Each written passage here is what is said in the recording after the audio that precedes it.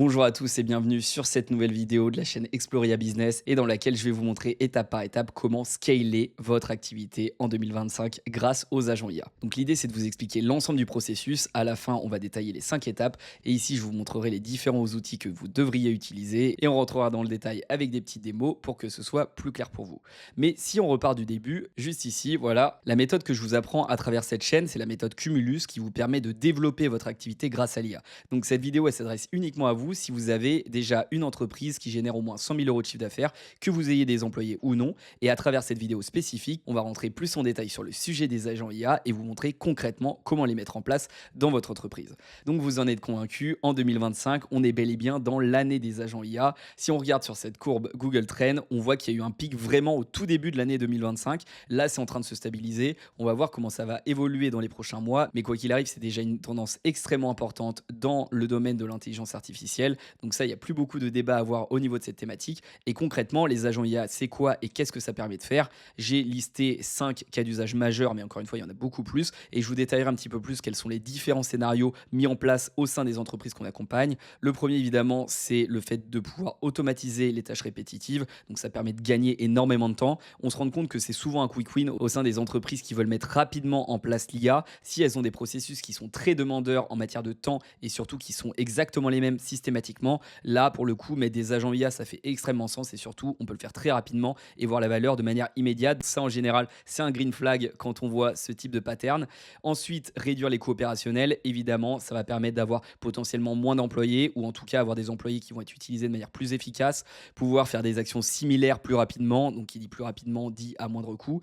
Pareil pour la partie prise de décision, ça va nous permettre de prendre des décisions à la fois plus efficaces et également de manière plus rapide. Globalement, ça permet de gagner du temps, les agents IA, vous le savez. Ensuite, on en parlait, améliorer la qualité de vos produits et de vos services. Vous allez pouvoir, par exemple, étoffer votre offre, proposer des services de meilleure qualité avec des services additionnels pour le même prix pour vos clients. Donc, ça va permettre d'avoir une meilleure satisfaction client, potentiellement une meilleure rétention, éventuellement de facturer plus cher. Et également, en dernier point, booster la productivité de vos équipes. Effectivement, mettre en place l'IA au sein d'une entreprise, ça ne veut pas dire forcément licencier tout le monde ou ne pas recruter. Ça permet d'énabler vos collaborateurs et du coup, comme d'habitude, d'aller plus vite et de générer plus de valeur. Donc en résumé, l'idée c'est de faire plus avec moins. Donc ça se traduit notamment par un go-to-market plus rapide. Avec de l'IA, on va plus vite, on crée des produits plus rapidement et forcément on est plus innovant, éventuellement avec moins d'employés. Et l'idée, c'est ce qu'on recommande, c'est d'avoir une approche hybride qui va mixer des agents et des employés. C'est vraiment le meilleur modèle aujourd'hui. Si vous êtes tout seul, si vous êtes solopreneur, vous pouvez également mettre en place des agents tout seul, sans avoir d'employés. On va le voir juste après. Je vais vous donner quand même deux trois conseils à ce sujet-là. Et une fois que je vous aurai présenté ça, on rentrera dans le détail des 5 étapes dans lesquels je vais vous montrer les différents outils avec des petites démos. Vous allez voir, ça va être très intéressant. Donc vous l'avez compris, c'est fondamental de mettre en place les agents au sein de votre entreprise. Pourquoi? Eh bien tout simplement parce qu'en 2025, vos concurrents vont mettre en place ce type d'agent tôt ou tard. Et ça, c'est dans le scénario où ce n'est pas déjà le cas. Donc il y a un véritable enjeu sur le fait d'aller vite, d'être rapide pour ne pas se faire dépasser et surtout prendre une place de leader sur votre marché. Parce que qui dit mise en place de l'IA dit forcément une structure plus efficace, plus agile, plus de valeur pour vos clients et vous allez véritablement pouvoir construire des barrières à l'entrée pour un moindre coût et c'est ça qui est très intéressant. Vous, en tant que CEO fondateur de votre structure, vous devez évidemment vous concentrer sur ce que vous savez faire de mieux, à savoir gérer votre entreprise, vous connaissez vos process, vous savez créer les meilleurs produits pour vos clients, vous devez vous concentrer sur ces sujets métiers. Cependant, vous ne pouvez pas être dans une ère de l'IA avec des technologies qui sont autant disruptives et qui vont apporter autant de valeur dans les prochains mois sans être un minimum impliqué sur les sujets IA. Donc l'idée, c'est pas que vous directement gériez tous les sujets autour de l'IA, construisez les agents. Nous, on est aussi là pour vous aider. Vous pouvez également le déléguer et on va le voir juste après. Mais au moins, vous devez avoir un pied dedans, être un minimum renseigné, être à jour sur les différentes technologies. Et vous allez voir, c'est pas si dur. Il y a pas mal de ressources qui sont disponibles. Vous devez vous former sur ces différentes thématiques. C'est uniquement 1 ou 2 heures par semaine, ça suffit largement. Il y a évidemment beaucoup de ressources en ligne. YouTube, honnêtement, c'est la meilleure plateforme.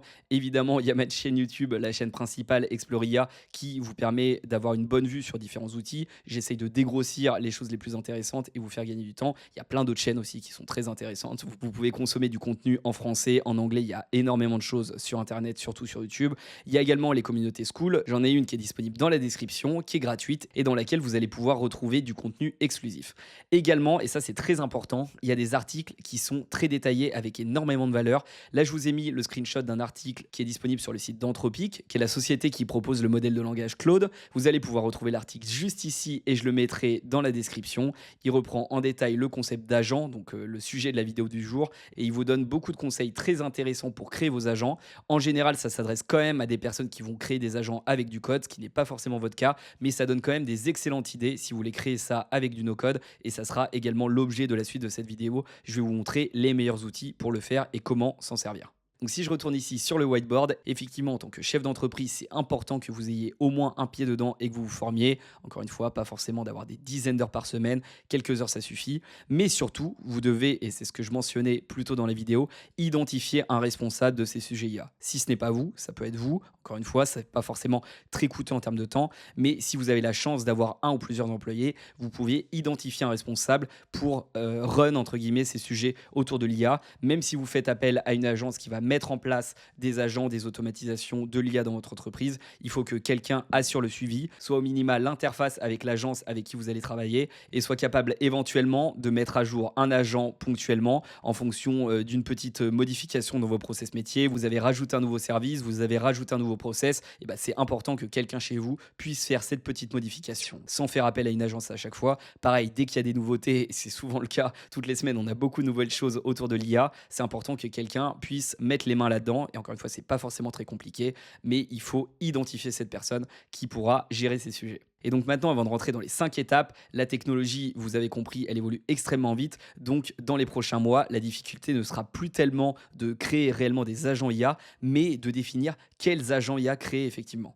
Globalement, en 2025, il n'y aura plus vraiment de bloqueurs techniques sur est-ce que c'est possible de faire ça techniquement ou pas. Est-ce que ce process-là que j'imagine, que j'aimerais automatiser, dans lequel j'aimerais implémenter de l'IA, est-ce qu'aujourd'hui les outils existent pour le faire? Ça sera plus un enjeu. Cette année, honnêtement, c'est déjà le cas. Il y a plein d'outils hyper faciles à mettre en place. Il n'y a plus de bloqueurs techniques. Ce qui est important par contre, et ça n'a jamais été autant le cas, c'est de définir quelles sont les priorités pour mettre l'IA dans l'entreprise, sur quel process en premier on va se concentrer. Si on doit choisir de mettre en place 1, 2 ou 3 agents IA, et il faut démarrer évidemment petit, ces premiers agents, sur quel process on va les mettre. Toutes ces questions, il faut se les poser, c'est hyper important. Et c'est pour ça que la première étape de la mise en place de l'IA dans votre entreprise, évidemment, ça pourrait être le fait de se poser la question sur quel agent on va mettre en place. Est-ce qu'on va avoir un agent manager qui va superviser avec un modèle ChatGPT O1 de raisonnement? Les agents vont interagir entre eux. Alors évidemment, tout ça, c'est important et on pourrait vous aider sur ces sujets-là. Mais le plus fondamental, ça va être de passer directement à la première partie, à savoir l'audit de vos process métiers pour avoir une vraie cartographie et répondre à des premières questions sur les différentes priorités pour l'IA au sein de votre activité. Et cette étape, l'étape 1, l'étape d'audit, c'est sans doute la plus importante des 5 étapes que je vais vous détailler. C'est important de passer plus de temps en amont sur cette phase de préparation. Et la bonne nouvelle, c'est que je suis là pour vous aider. Évidemment, vous pouvez le faire tout seul et il n'y a personne de mieux placé que vous-même pour comprendre votre business et hiérarchiser les priorités en matière d'IA. Mais si vous avez besoin d'un accompagnement et d'un regard extérieur, vous pouvez réserver un call avec moi dans la description pour mettre en place cet audit. C'est complètement offert. On va prendre du temps ensemble pour identifier justement les différents process métiers, voir où est-ce qu'on peut prioriser. Je vais vous donner aussi des bons conseils avec ce que j'ai rencontré chez d'autres clients. L'idée, c'est de vous partager cette connaissance. Donc évidemment, ça n'engage en rien. L'idée, c'est que vous repartiez à la fin de ces 30 minutes avec une roadmap. Et puis, si vous voyez de la valeur et qu'on peut vous aider sur des sujets en particulier, vous aider à accélérer, on verra si on peut travailler ensemble. Mais en tout cas, cet audit, c'est vraiment la première partie qui est fondamentale et qui va permettre de répondre à certaines questions. Et là, j'en ai noté quelques-unes. La première, ça va être tout simplement le calcul de ROI. Cet audit, il va nous permettre d'identifier les quick wins sur la mise en place d'agents IA. Évidemment, il y a des agents IA qui vont apporter plus ou moins de valeur suite à leur implémentation et qui vont être plus ou moins difficiles à mettre en place. L'idée, c'est qu'on se concentre, comme je vous l'ai dit au préalable, sur la mise en place, ne serait-ce qu'au début, d'un premier agent IA plutôt simple. Et après, on va itérer. Ça va être toujours dans une logique de construction progressive, mais dans un premier temps, on va se concentrer sur la mise en place d'IA, sur des processus qui vont être à la fois coûteux aujourd'hui, sur des processus humains qui existent déjà et qui vont être coûteux parce qu'ils sont aujourd'hui adressés par des personnes qui ont un salaire et ça va leur prendre beaucoup de temps. Donc ça va être ce calcul basique qu'on va effectuer, combien ça coûte concrètement pour effectuer une tâche, moins combien ça va nous coûter de faire tourner cet agent pour effectuer cette tâche. Spoiler, en général, ça coûte vraiment très peu. Ça va être simplement quelques euros liés à une utilisation d'une API ou alors quelques dizaines d'euros par mois parce qu'on utilise un logiciel précis. Mais là, globalement, ça se rapproche très souvent de 0 euros. Bon, j'exagère, mais en général, ça va être quelques dizaines d'euros maximum pour un processus, divisé par les coûts de développement. Et là, les coûts de développement, ça va être des coûts liés à la mise en place initiale, donc des coûts fixes. Et là, pareil, ça peut vous coûter plusieurs milliers d'euros si vous passez par une agence, mais ça peut être également quasiment gratuit si c'est vous qui le mettez en place parce que justement, vous avez fait l'effort de vous former sur les sujets IA, que vous maîtrisez à la fois votre business et les quelques automatisations. Et encore une fois, là-dessus, on peut vous aider. Donc, le coût va dépendre en fonction de votre niveau. Une autre question qu'on va se poser à l'occasion de cet audit, et encore une fois, c'en est une parmi plusieurs, mais c'est pour vous donner un exemple, c'est concrètement, admettons, vous avez le meilleur agent, un agent rêvé qui effectue toutes les tâches que vous pouviez imaginer, qui vous fait gagner énormément de temps. Eh bien, il y a quand même une question à se poser, à savoir quelle interface je vais utiliser pour interagir avec cet agent. Et ça paraît tout bête, mais c'est quand même hyper important et on va le voir dans les outils juste après. C'est évidemment pas pareil si j'ai un agent qui va me permettre d'effectuer des tâches uniquement internes à mon entreprise. Peut-être que dans ce cas-là, l'outil qui va être l'interface pour converser avec cet agent, ça va être Slack parce que c'est mon outil interne que j'utilise avec mes collaborateurs.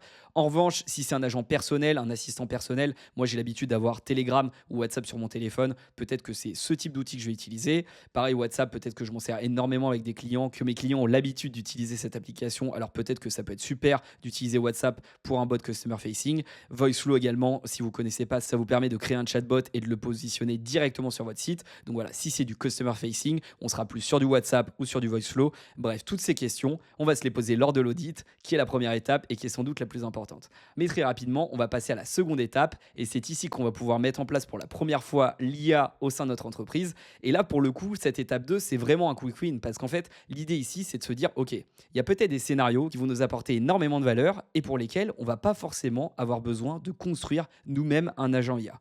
Même si aujourd'hui, c'est très simple avec des outils comme N8N, on le verra juste après, peut-être que des fois, c'est pas la peine de tout reconstruire from scratch et peut-être qu'il y a déjà des logiciels, des SaaS, des IA qui sont packagés, standardisés et qui vont répondre à des besoins. Et notamment, là j'en ai cité deux, mais il y en a des dizaines et on pourrait en parler selon votre contexte, notamment lors du call d'audit. Mais aujourd'hui, si on a besoin d'avoir des comptes rendus de réunion, un outil comme Fireflies, qui coûte 10 ou 20 euros par mois, permet de faire ça extrêmement bien sans que vous embêtiez à tout redévelopper. Pareil, cette icône, c'est celui de Lovable qui vous permet de créer des sites en un seul prompt et je vais vous montrer tout de suite à quel point c'est bluffant. Donc là, on est sur le site de Lovable et je vais utiliser un prompt hyper simple. Je vais lui dire créer un site vitrine pour mon business de plomberie. Mais ici, vous pourriez remplacer plomberie par n'importe quoi, par votre activité. Et je vais pas m'embêter, je vais lui dire ajoute des fonctionnalités différenciantes pour me démarquer des concurrents. Je vais lancer cette demande et on va attendre quelques secondes, éventuellement quelques minutes et vous allez voir le résultat à la fin, il est assez bluffant. Mais pendant qu'il va travailler, je vais passer à l'étape 3 parce qu'en réalité, l'étape 2 et l'étape 3, elles peuvent se confondre. Vous l'avez vu, même pour faire appel à un outil standard comme Lovable, j'ai dû utiliser un prompt et pour le coup, mon prompt, il était pas terrible. Savoir prompter, c'est une vraie compétence, une compétence clé qui vaut des milliers, voire des dizaines de milliers d'euros par mois et c'est pas une blague, c'est vraiment fondamental, c'est devenu aussi important, voire même plus important que coder. Aujourd'hui, la vraie manière de coder, c'est de savoir parler de manière claire et efficace à une intelligence artificielle, que ce soit en anglais ou en français. Et donc, c'est hyper important de développer cette compétence. Mais au-delà de ça, vous avez quand même des outils qui sont là pour vous aider. En voici ici un premier, Prompt Meteus. Je vais vous montrer à quoi ça ressemble. Donc voilà, on est sur le site et c'est une nouvelle application qui vous permet d'optimiser vos prompts. C'est assez complexe en matière de présentation, mais c'est un sujet tellement important que je vous invite quand même à aller regarder ce qu'il propose parce que ça vous permet de gagner un temps fou sur la génération de prompts. Ça supporte beaucoup de LLM, quasiment la plupart des modèles. Et le prompt engineering, c'est tellement important que vous ne pouvez pas passer à côté de ces sujets. Donc, encore une fois, le lien sera dans la description et je vous invite à aller regarder tout ça.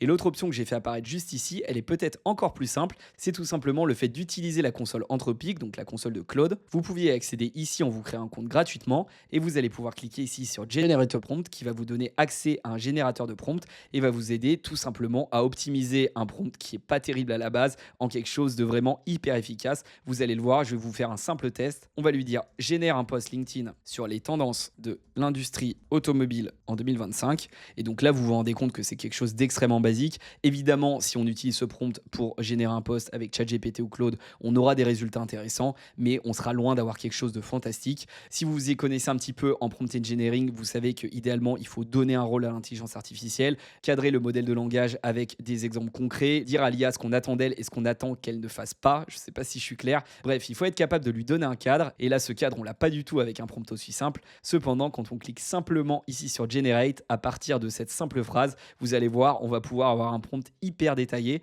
qu'on va pouvoir au choix soit réutiliser directement, soit ça va nous permettre d'avoir des bonnes idées pour nos prochains prompts. Donc là, vous voyez, à partir de ma première phrase, on a beaucoup plus de détails. Donc là, ton rôle est de générer un post LinkedIn à propos des tendances de l'industrie de l'automobile pour 2025. Pour t'aider dans cette tâche, je vais te donner des informations sur le contexte actuel et sur les tendances de l'industrie. Ton objectif est de créer des posts engageants et informatifs qui vont résonner avec une audience professionnelle qui est celle de LinkedIn. Voici les informations sur les différentes tendances. Et là, on va avoir un template pour pouvoir lui donner des exemples. Donc ça, c'est des choses que le générateur de prompt nous a suggérées. Et on va pouvoir justement itérer, nourrir notre intelligence artificielle avec un template qui est extrêmement efficace. Ça, ce template, vous pouvez derrière le mettre de côté, le modifier en fonction du contexte de votre entreprise, en fonction des sujets que vous traitez sur les réseaux sociaux, par exemple. Derrière, il va y avoir des conseils sur la structure, le ton adopté, le contenu, la longueur, le format, etc. Vous voyez que c'est quand même assez bluffant d'utiliser ce type d'outil. Donc voilà pour la troisième partie sur le prompt. On va retourner sur les outils standards pour voir où on en est au niveau de Lovable. Et voilà, donc après lui avoir demandé de résoudre une petite erreur juste en un clic, donc on avait juste un prompt ici, puis j'ai cliqué sur un bouton pour résoudre l'erreur, ça y est, on a notre site web, en l'occurrence sur la plomberie, donc je vais mettre la caméra juste ici, on va ouvrir le site, et nous voici sur la page, et vous allez voir, c'est quand même assez impressionnant, on a différents services qui sont déjà disponibles, les témoignages clients, et un formulaire pour pouvoir booker directement un rendez-vous, et ça, ce formulaire aujourd'hui, il n'est pas directement connecté, mais en un clic, je peux le connecter à une base de données grâce à l'IA, et récupérer toutes les informations qui seront remplies par n'importe quel visiteur. On a quoi d'autre? Là, je trouve que c'est génial, on a la possibilité de sélectionner différents services, un niveau d'urgence, une complexité de travail et recevoir un devis spécifique qui est dynamique, le prix est dynamique, on peut recevoir tout ça par email. Ensuite, les informations de contact, bref, tout ça, je l'ai généré avec une seule phrase, seulement celle-ci, et comme je vous le disais, si je mets la caméra ici, derrière, vous pouvez évidemment publier le site, le rendre disponible sur mobile en un clic et connecter à Supabase pour avoir une base de données. Bref, c'est pas l'objet de cette vidéo, je vais faire une vidéo dédiée sur Lovable demain sur ma chaîne principale. Si ça vous intéresse, ça sera disponible dans la description. Vous pourrez aller regarder, mais vous vous rendez compte que selon les cas d'usage, il n'y a pas forcément besoin d'aller créer des agents spécifiques pour apporter énormément de valeur sur différents process de votre entreprise. Donc sur les outils standards, on est bon. Prompt Engineering, étape 3, on est bon. On va passer à la quatrième étape. C'est celle que vous attendez sans doute, celle des automatisations et de la mise en place des premiers agents. Pour ça, évidemment, il y a plein d'outils. Il y a Make, Zapier, N8N. Moi, personnellement, c'est ce dernier que je préfère. C'est un outil qui est génial parce que c'est vraiment super facile de créer ses premiers agents avec des workflows très simples. Voiceflow aussi est intéressant, on en a parlé un petit peu plus tôt pour créer des chatbots et c'est à peu près la même logique, mais N8N, ça va vous permettre de connecter n'importe quel outil de votre entreprise avec de l'intelligence artificielle ou avec d'autres outils. Je vais vous montrer concrètement, ça ressemble à ça. Vous allez pouvoir connecter n'importe quel outil. Donc là, en l'occurrence, c'est un agent IA qui permet à partir d'un simple chatbot Telegram d'aller booker des rendez-vous, lire des emails, envoyer des emails, etc. J'ai décidé de mettre un connecteur Telegram ici, mais j'aurais pu mettre un connecteur WhatsApp. Si tu vas juste ici, tu vas pouvoir sélectionner parmi 300, 400 connecteurs. Il y a énormément de choses qui sont disponibles. Il y a PayPal, il y a Miro, il y a Salesforce. Bref, tu peux vraiment créer tout ça from scratch et mettre en place des process qui vont apporter beaucoup de valeur et ça hyper rapidement. Mais surtout, ce qui est intéressant avec N8N, c'est que tu peux aller chercher directement des templates qui ont été créés par la communauté. Il y en a quasiment 1500 et tu vas pouvoir ici faire des recherches en fonction d'un sujet précis, finance, RH, etc.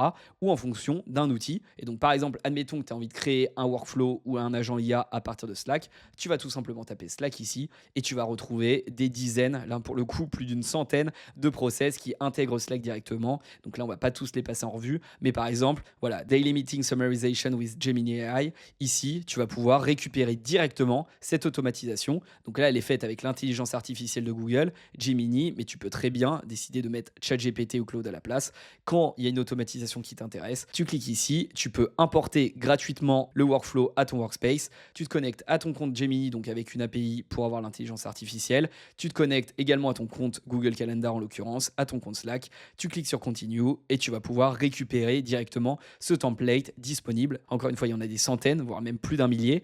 Et tu vas pouvoir derrière récupérer ça, modifier ton calendrier. Par exemple, si tu as des sujets précis, si tu es sur Outlook, tu peux dire ok, ça m'intéresse, mais je remplace ça par Outlook. Donc on va tout simplement aller ici, faire une recherche et taper Outlook. Tac. Donc on va prendre Outlook, on a ici la connexion et on va pouvoir remplacer Google Calendar par Outlook. Donc voilà, tu peux prendre un template standard et le customiser, adapter en fonction de ton contexte et des outils que tu utilises pour ton business, mais ça peut être un excellent point de départ si tu veux gagner du temps pour mettre en place des agents. Et donc, une fois que tu as mis en place tes automatisations, avec N8N par exemple, ou avec VoiceFlow, tu t'es concentré sur un agent numéro 1 qui était facile à mettre en place, qui t'apportait un petit peu de valeur, mais qui n'était pas forcément le plus complexe. Ensuite, tu passes sur un agent numéro 2, qui lui va être un petit peu plus complexe à mettre en place, qui nécessite par exemple plus d'API ou qui implique des processus métiers plus complexes, mais toi, tu as gagné en expérience, donc c'est pas forcément plus dur. Et ensuite, un agent 3, etc. Et c'est comme ça que tu vas pouvoir mettre en place une vraie stratégie d'agent, et ça va te permettre de passer à l'étape 5, l'étape finale, à savoir celle de la templatisation